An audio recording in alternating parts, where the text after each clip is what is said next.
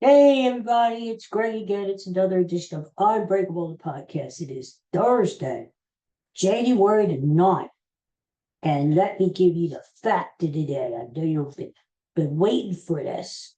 You probably were able to sleep thinking, whoa, what is going to be the fact of the day? Now I'm going to relieve your mind because the fact of the day is dairy cows have been shown to produce more milk when listening to soothing music. Well, it does make sense, doesn't it? I mean, your average cow does produce more milk when she's listening to types of output. Everybody knows that. Anyway, uh, before we go much further, here he is, the patron saint of this fine, fun podcast. Bud himself, there he is. Now, I love this picture because for some strange reason, Bud used to love to sit on the chair next to the sewing machine. Look at that. I don't know whether he thought he could sew and make something with his little doggy paws. But anyway, I said, whatever you want to do, whatever. And so after that, we started calling him the little sewing center. The little sewing center. And there he is, huh? What a cutie. We miss you and love you, Bud. All right. So today, I figured we're going to do a movie classic of the week. Okay. I got to tell you first, before we do that, why I'm all decked out in Phillies gear when it's the dead of the winter. Well, tonight, we're having our hot stove meeting. I belong to a baseball discussion group here in town. And we get together every so often and just shoot the breeze. Really, it's just a bunch of old guys sitting around eating stuff and talking baseball. That's all it is. But we get together and we have a guest usually. It's either a former major league player, uh, could be a broadcaster, could be a writer. We've had a lot of interesting guests come down the pike. I told you I met my old friend Bobby Wine back in November. Well, tonight at the hot stove meeting, guess who's coming to talk to us and answer questions? It's going to be grilled. Ruben Amaro Jr., that's right. The old general manager of the Phillies. Now he's a broadcaster of the Phillies. He's actually going to be there in the flesh. And I got a bunch of questions I'm ready to ask this guy. I'm ready for it. So that's why I'm decked out in my Phillies gear in the dead of winter. Look at me. It's either I'm a really loyal fan or it's ridiculous, isn't it? Look how Phillied up I am. Tomorrow, before I get into the movie classic of the week, tomorrow we're going to talk Eagles. We're going to really start to talk Eagles tomorrow. Don't forget tonight, Penn State, Notre Dame in the Orange Bowl. Go Penn State. I think it's going to be a really good game tonight. Penn State, Notre Dame. But tomorrow, probably going to be more of an afternoon show. Yeah, I'm thinking it will be because I have a doctor's appointment in the morning. This here eye, remember I told you this here eye? The cataract is out. I could see really well. I got to go back for a follow-up checkup tomorrow.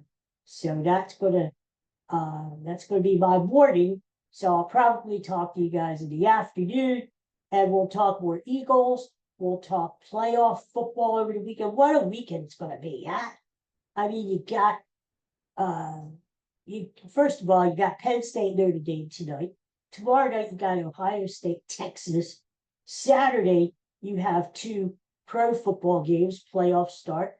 Sunday, three football games. Monday night, one football game. And it's heaven on earth. That's all I see. Heaven on earth. So tomorrow we'll talk with Eagles. All right. We're going to talk our movie classic of the week. And I'm doing this in honor of that babe, Demi Moore, Demi Moore, she got a Golden Globe this week for The Substance, some movie that's out right now. I haven't seen. But apparently it was her first award ever. She's been in show business for like 20 years, maybe more. And she's 62 years old and she still looks great. But this was her first big award. It's hard to believe because she's been around forever. But the movie she's really, really known for came out in 1990. So we're talking 35, it's going to be 35 freaking years ago. And she did it with Patrick Swayze, God rest his soul, and Whoopi Goldberg, and it was called Ghost. And that's our movie classic of the week, Ghost. Really in honor of Demi Moore. I hope you're out there watching or listening to me, Demi. I love Demi. I do. I can't help it. But this movie was a sleeper hit in the summer of 1990. You remember the summer of 1990? You remember what you were doing? I just got out of college and I was just hanging. I think I got my first real job as a social worker. And, that's as far as I remember. 35 years ago. I can't remember freaking what I had for breakfast this morning. Jesus. Anyway. So, summer 1990, sleeper hit. Was supposed to be released July 27th. Paramount Studios bumped it up 2 weeks. They must have known this was going to be it's going to be a big movie. And it was. Ghost was made, the budget was between $22 and $23 million. It made $505 million. It was the number one movie in the United States for 1990. It stayed either number one or number two until November of 1990. It was the first time a husband and wife duo had the number one or number two movies in America. The number one movie was Ghost, Demi Moore. Number two movie, they kind of jockeyed back and forth that summer, that fall. Number two movie was Die Hard 2, which starred her husband at the time, Bruce Willis. And that record has not been achieved until last year. So a husband and wife. But this movie made $505 million freaking dollars. Love this movie. And when Ghost came out, it didn't get great reviews. It was sort of mixed reviews, A lot of people said, the script was really good. But it was funny, touching, romantic. It's one of the most romantic movies ever made. The ending is a little sappy, but it pulls at your heartstrings. I remember when I first saw that ending, I cried. And I'm a man, I'm a macho man here. Macho man. I'm a macho man. By the way, there's our friend Coco in the back there. Hello, Kev. He's sleeping. And I cried at that ending. I couldn't get over it. I'm not going to tell you because I don't want to spoil it, just in case you're maybe one or two people in the world that hasn't seen Ghost. So anyway, so the movie got mixed reviews, but it was nominated for 5 Academy Awards. It won 2 Academy Awards, one for Best Supporting Actress for Whoopi Goldberg, Whoopi Goldberg, and one for Best Original Screenplay. And it is a hell of a screenplay, I gotta say. It's a fantasy, it's romantic, it's a little bit of horror there. It is funny at times. It's sad. It's got everything you want in that damn screenplay, you know? So, of course, it starred the great Patrick Swayze. And we knew of Patrick Swayze from Dirty Dancing in the early 80s, Roadhouse. But then Patrick Swayze had a little bit of a role. You know? Then he made a comeback. He did Ghost, and that brought him back into the forefront. But I want to tell you a few people who were considered for that role of Wheat, Sam Wheat, Sam Wheat. I think his name is Wheat, Sam Wheat. That's whatever. I got it too. Harrison Ford was considered.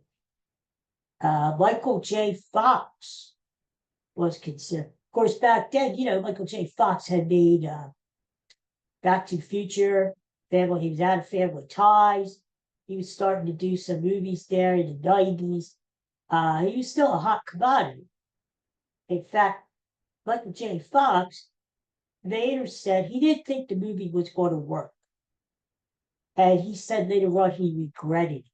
It was one of the regrettable things of his career that he turned down. He turned down being in Ghost. I guess who else turned it down?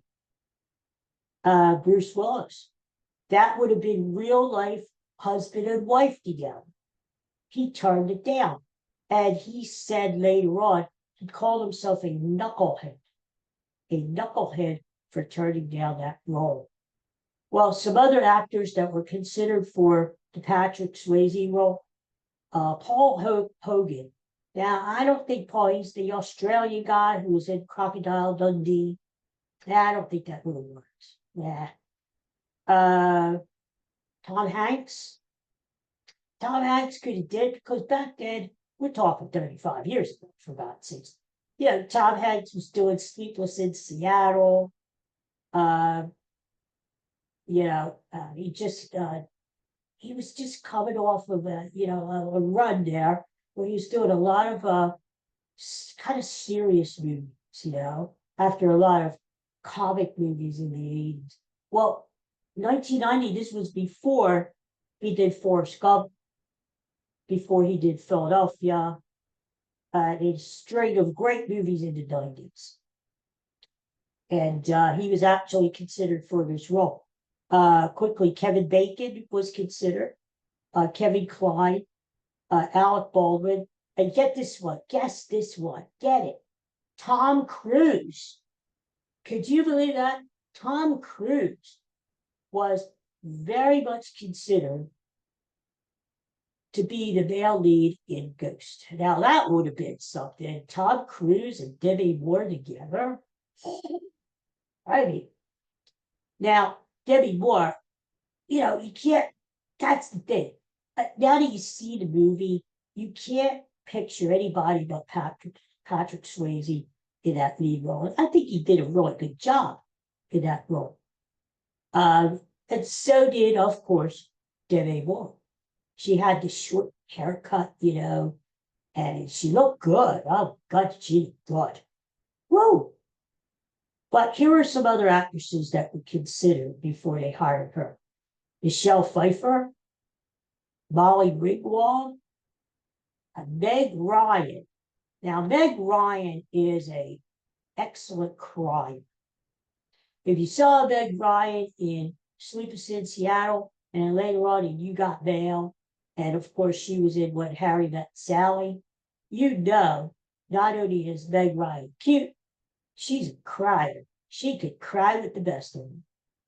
So I think she would have been good for that role in Ghost, because she could cry. Nicole Kidman was considered, and so was Julie Roberts. I don't think Julie Roberts was really good. I don't think so. And the Whoopi Goldberg. Now, again, I can't see anybody else playing Oda Mae Brown, that psychic, than Whoopi Goldberg. And the fact that she won an Oscar for that role proves me right that you can't picture anybody play that role. But there were three other people considered for that role. Tina Turner. Tina Turner was considered. Can you believe that? That could have been Ghost the Musical. What's love got to do with it?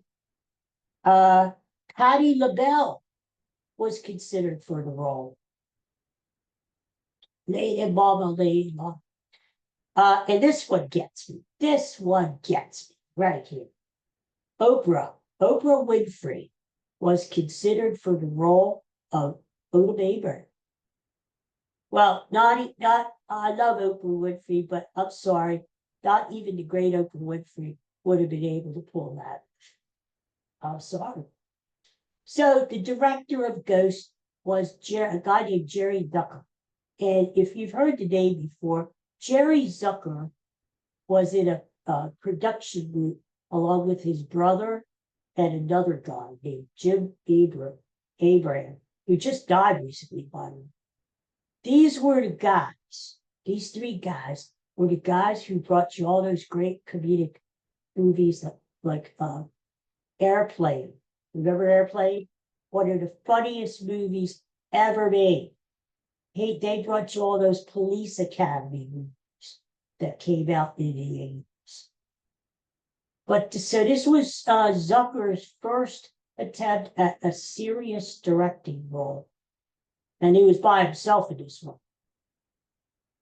And many people thought, the studio thought, he's not going to be able to do this because he's great at comedy. But could he pull this off? Because, yeah, you got some comedy in Ghost, but a lot of it is dramatic and serious too. He did it. He did it. Yeah, two things. Zucker did not want Whoopi Goldberg for that role. For some reason, didn't want her. It was Patrick Swayze himself who convinced Zucker to go with Whoopi Goldberg. And God bless Patrick Swayze. He's up there. Maybe he's a ghost himself right now. Isn't that ironic? The poor guy died, and he became a ghost. And he played the ghost. I wonder if he's like really the ghost. Like, remember that movie where he was like running in and out of the subway? He was learning how to do stuff with his new powers, like pick up a coin and flip things over just by like that, you know. The special effects were good at the time, but now we look at them and they're pretty cheesy, you know. But we're talking 35 years. But the story was very clever, though. And what happened was, when the writer of Ghost, the screenwriter, there was only one, his last name was Rubin. When he was pitching the movie around Hollywood, and this was a hot script, a lot of studios wanted to do Ghost. He sold the script to Paramount. But when he found out that Zucker was going to direct the movie, he was worried. He said, well, wait a minute, isn't this the same guy who made Airplane? He was worried that his script was going to be turned into a comedy, and it wasn't a comedy. So he had dinner with Zucker. And he had a big meeting over dinner, you know how dinner's over. And Zucker assured him. He said, I know. I'm coming, my track record is comedy. This is my first solo director position. And you're worried I'm going to screw it up and I'm going to make it into like this screwball comedy. He said, don't worry. Trust me. Assuredly, I am going to do it. Well, then Reuben felt better. And he said, go ahead with my blessings. Go ahead, and I'm okay with you directing the thing, you know? And that's what they did. Now, on Rotten Tomatoes, it's got a 76% fresh, which is okay. It's not great, but it's okay. And like I said, when Ghost came out, it it got mixed reviews, even though it was this box office success, the sleeper. Uh, the reviews were sort of that's a bit, you could take it or leave it. A lot of people thought it was too sappy, too corny, especially the ending. Um, Whoopi Goldberg got the best reviews. Not that Swayze and Moore did it, but Whoopi Goldberg got probably the best reviews out of it all. And as it turned out, she ended up winning the Oscar. What else do I have for you here? Most of the movie was filmed in New York.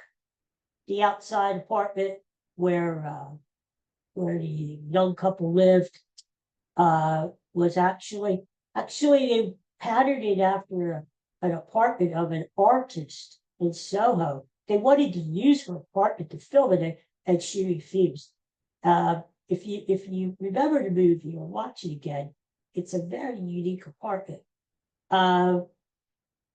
So what they did was they got the plans for the apartment, how it was built, how it was laid out, with the open stairway and all, sort of a loft kind of thing. And they just reconstructed it. They did it right there in Soho. And the interior scenes, like with Whoopi, those were all filmed in LA. But the outside stuff, the stuff in the Demi Moore's apartment, that was all filmed in New York. Okay. Oh, yes, this is very, very interesting. I don't know about this. I just don't know. Because, well, Ghost the musical was on Broadway back in 2006. And, it wasn't a big hit, I mean, I think it's closed now. I think it's rated. But, what happened in 2023, January 2023, it's 2 years now, this actor named Channing Tatum. Did you ever hear of Channing Tatum? I have, but I can't remember him. The name sounds like somebody out of a fairy tale. Channing Tatum. My Prince Channing Tatum. Come and rest. Whatever. He bought the rights to Ghost the movie. And he is planning on remaking, starring himself in the role, in the Patrick Swayze role. Now, I don't know how I feel. First of all, I don't think you should touch a movie in Canada. All these, you know what? First of all, in Hollywood, there's a lack of creativity. Everything is a rehash. Everything is a rerun or a sequel, right? Where are the original ideas to movies? They're not around anymore. Writers have dried up. Producers, directors, I mean, what the hell, right? Come up with some fresh, original stuff. But they'll retrend again, and apparently they want to remake Ghost. I guess, the special effects would definitely be better. Definitely be better.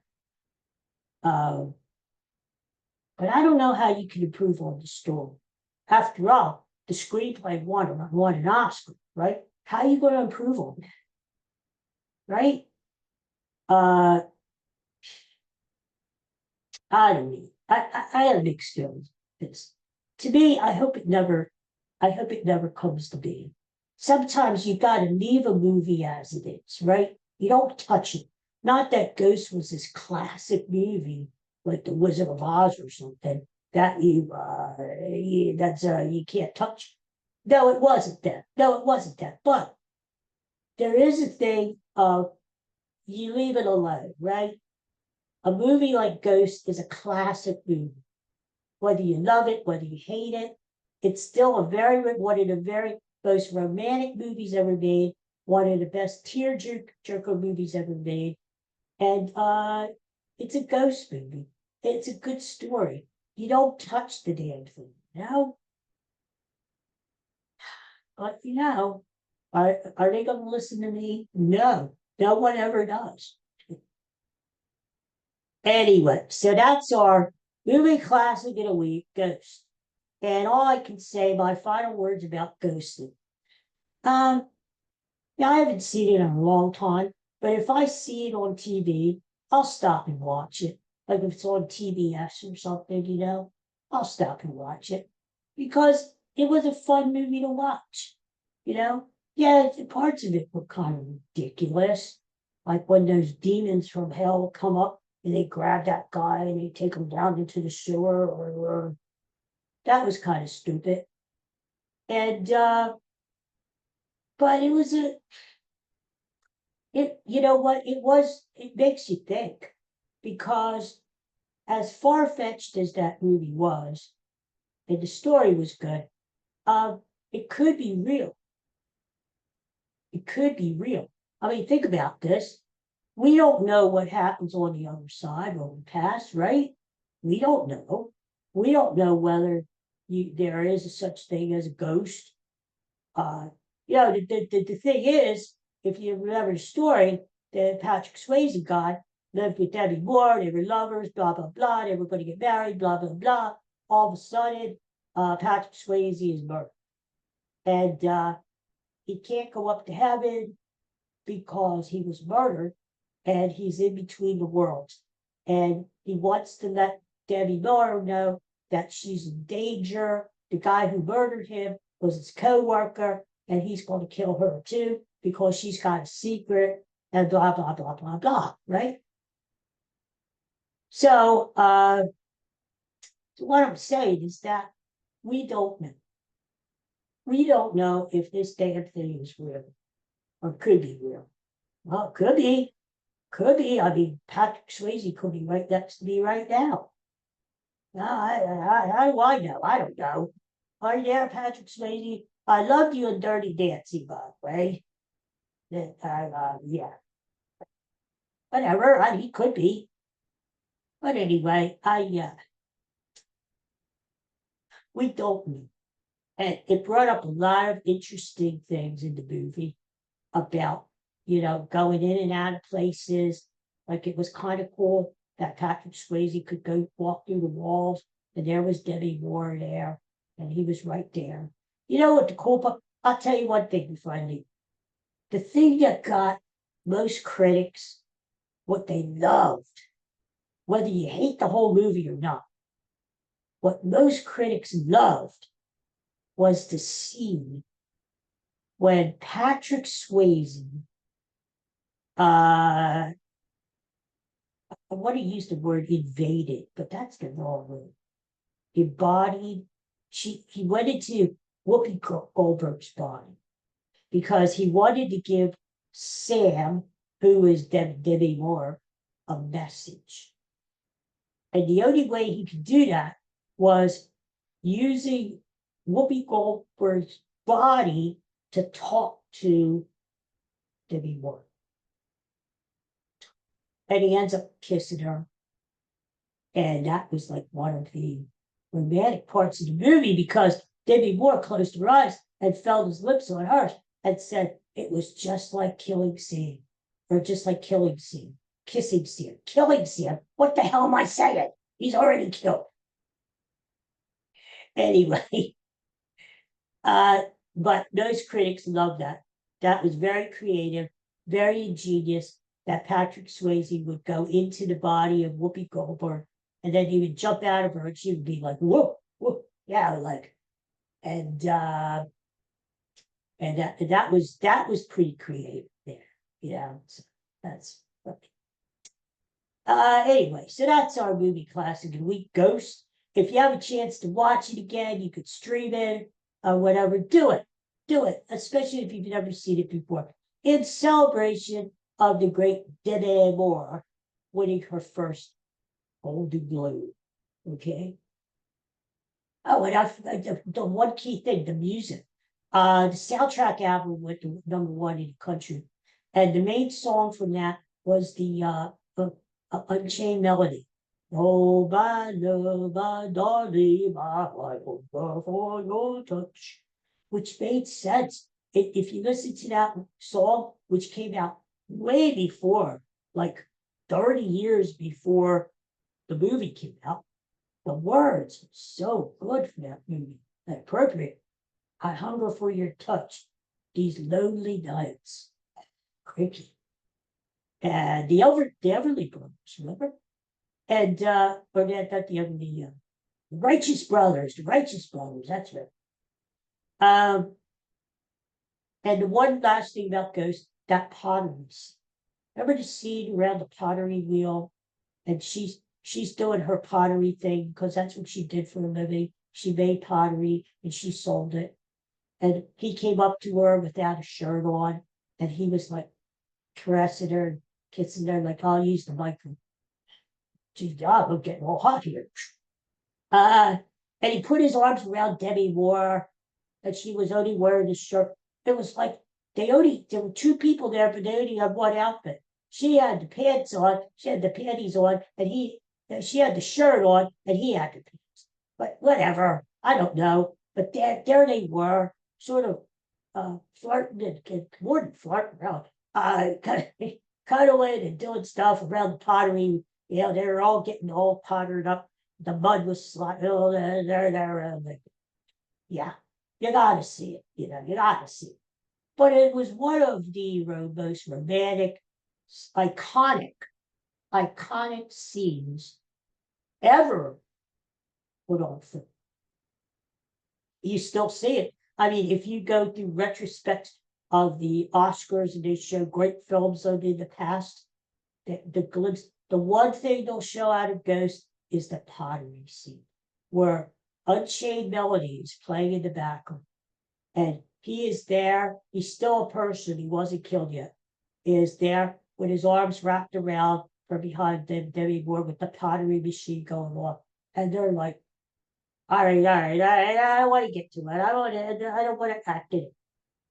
But you know what I'm talking about. Anyway, okay. Well, that's it for Ghost. I would say if you see it, you find it, watch it. It's going to be worth your while. And Channing Tatum, if you're out there, don't remake it again. That's a bad idea. I could save you and I could save the studio a lot of freaking money right now. Don't do it. Don't remake Ghost again. Don't do it. And you're going to lose money. Nobody's going to go see it. They love the original. They're always going to compare it to the original. And you can't do it. But nobody listens to me. Okay, so we'll be back again tomorrow afternoon, and we're going to talk Eagles. We're going to talk NFL playoffs this weekend. I'm going to give you who I think's going to win the damn games. Any good bets that I think are coming up that you should hammer. And we're going to talk football, okay? Okay, so go Penn State tonight. And have a great day. Peace and love, everybody. And go find Ghost and watch it. Bye, Coco, bye. Well, he's leaving too, so everybody's leaving these. All right.